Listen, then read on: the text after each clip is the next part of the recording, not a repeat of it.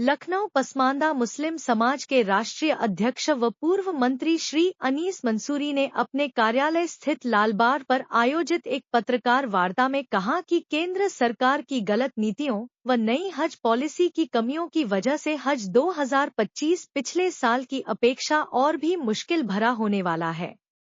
अगर समय रहते यदि सरकार नहीं चेती तो देश भर के लाखों हाजियों को तो दुश्वारी होगी ही, भारत की साख को भी ठेस पहुंचेगी।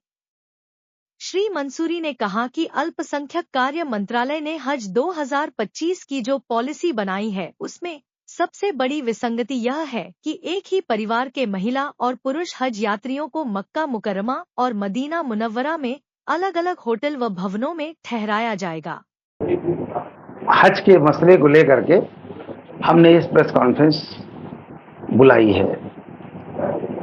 जैसा कि पिछले 5 सालों से हज पे जाने वाले सफ़र में हमारे ज़ायरीन हैं, हाजी हजरात हैं, जिस तरीके से उनको तमाम दुश्वारियों का सामना करना पड़ता है 5 सालों से, धीरे धीरे करके वो परेशानी कम ना हो करके वो ज़्यादा होती जा रही है।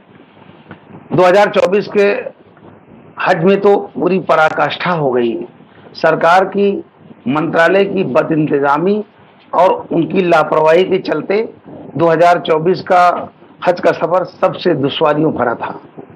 और आज जब हम लोग इसको पहले से सरकार को चेता रहे हैं कि 2024 की तरह 2025 का हज का सफ़र ना हो, इसके लिए सरकार तो पिछले बार जो गलती हो रही है 2-3 बार से, वो उसकी पुनरावृत्ति न हो। सरकार उस पर गंभीरतापूर्वक विचार करके अच्छे अधिकारियों को उसमें लगा दिया जाए और जो पिछली गलतियां हुई उसकी जांच करके उस पर कार्रवाई भी होनी चाहिए। लेकिन सरकार ने अभी तक कोई काम नहीं किया।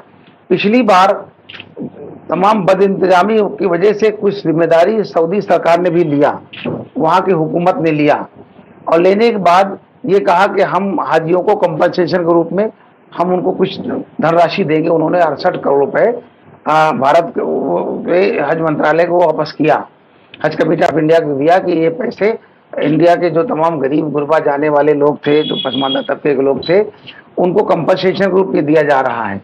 लेकिन सरकार ने उस पैसे का अभी तक कोई हिसाब किताब जनता तक नहीं, न किसी को वापस किया है, ना अभी तक उस पर कोई विचार किया है। तीसरी बात, जो 2024 में हज पे गए थे उनके जो पैसे बचे थे वो पैसे भी सरकार ने अपने पास ही रखा है, किसी भी हाजी को वापस नहीं किया है। सबसे बड़ी बात है, आज हमने 3 बिंदु पर प्रेस कॉन्फ्रेंस में हमें चर्चा करनी है। पहले ये कि सरकार से मैं बार बार मांग करता आ रहा हूं पिछले 5 साल से कि हज के मसले पर गंभीर हो जाए। अभी पिछली सरकारों में जिस तरीके से हज के मसले पर हमेशा 65 से 70 हजार लोग आवेदन करते थे, 30,000 लोगों का कोटा होता था, तो जस्ट डबल लोग आवेदन करते थे और उसमें भी बड़ी मारी मारा रहती थी। लेकिन आज 23 तारीख उसकी लास्ट डेट है, लेकिन अभी तक 10,000 भी फॉर्म नहीं भर पाए हैं और जिन लोगों ने फॉर्म भरा है वो वापस भी ले रहे हैं। ऐसा क्या है? इस पे हमने ये पाया, लोगों से पूछा कि वो कौन लोग हैं जो हज का आवेदन करके वापस ले रहे हैं अपना फॉर्म, वो कौन लोग हैं। तो पता ये चला कि सरकार की जो इस बार की पॉलिसी है, इस पॉलिसी में सरकार ने ये कहा है कि अब हज पे जाने वाले लेडीज और जेंट्स अलग अलग ठहरेंगे, अलग अलग होटलों में, अलग अलग भवनों में ठहरेंगे। तो हमारे देश के अंदर 90% लोग हज पे जाते हैं वो उम्र के आखिरी पड़ाव में होते हैं, उम्र दराज होते हैं और ऐसे में उनको तमाम बीमारियां भी रहती हैं और बहुत लोग बीमार भी रहते हैं, उनको दवाइयों की जरूरत पड़ती है।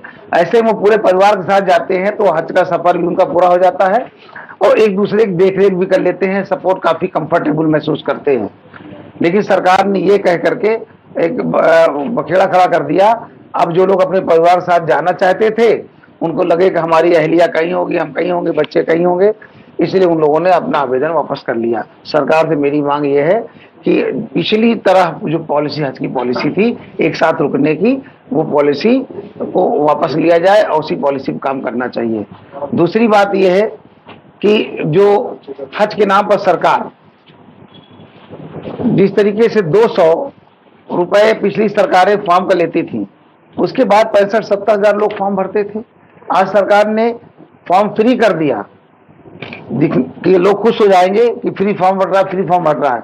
उसके साथ साथ सरकार ने 1800 रुपए प्रोसेसिंग फीस भी लगा दिया है। पिछली सरकारों ने कभी ये फीस नहीं लिया था। 200 रुपए में फॉर्म भरे जाते थे और ये सरकार ने बेवकूफ बनाने के लिए फॉर्म फ्री किया, लोग खुश हो जाए, और 1800 रुपए प्रोसेसिंग चार्ज इकट्ठा किया जा रहा है। इसलिए हम मांग करते हैं कि पुरानी व्यवस्था ही लागू रहनी चाहिए और प्रोसेसिंग फीस हाजियों से ना लिया जाए।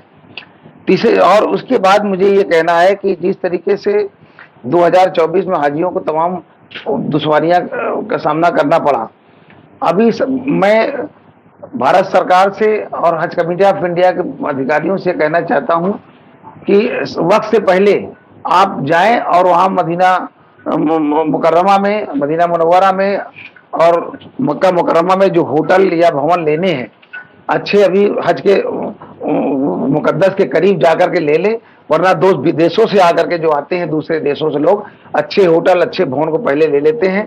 बाद में हमारे इंडिया से लोग जाते हैं तो सारे जितने खटारा होटल, सारे खटारा घर रहने को मिलते हैं। ना तो उसमें एसी ठीक होती है, गंदे बिस्तर होते हैं, टूटा बेड होता है, और उसमें टूटी टाइल्स होती हैं, टॉयलेट साफ नहीं होते हैं, और लोग रात में गर्मियों में एसी खराब होने सड़कों पर रात रात भर गुजारे हैं। पिछली बार देखा आपने। तो मेरे कहने का मतलब, जो पिछली बार ऐसी समस्या थी, तो ऐसी समस्या को हल करने के लिए जो पिछली बार हज कमेटी ऑफ इंडिया के सीईओ थे आफाकी साहब, वो देख रहे थे व्यवस्था, उस व्यवस्था को देखने में वो कामयाब नहीं हो पाए, वो पूरी तरह से फेलियर हुए। तो मेरी मांग है कि आफाकी साहब को, मांग में कर रहा था इनको हटाया जाए। सरकार ने हमारी मांग देख मानी, उनको हटा दिया, लेकिन हटा करके उनको फिर हज कमेटी ऑफ इंडिया उसमें अल्पसंख्यक मंत्रालय में डायरेक्टर बना दिया। तो जो अब यहाँ पर जो काम देखेगा वो तो उनके अधीन ही रहेगा ना। फिर बात वही हो गई, आफाकी साहब का साया फिर हाजियों पे रहेगा। इसलिए हम सरकार से कहते हैं कि आफाकी साहब जैसे नाकामयाब आदमी को हज कमेटी ऑफ, जितने हज की व्यवस्थाओं से उनको दूर रखा जाए, और देश के अंदर तमाम काबिल, होशियार और ऐसे लोग हैं जो इस व्यवस्था को अच्छे से देख सकते हैं, उनको लगाया जाए।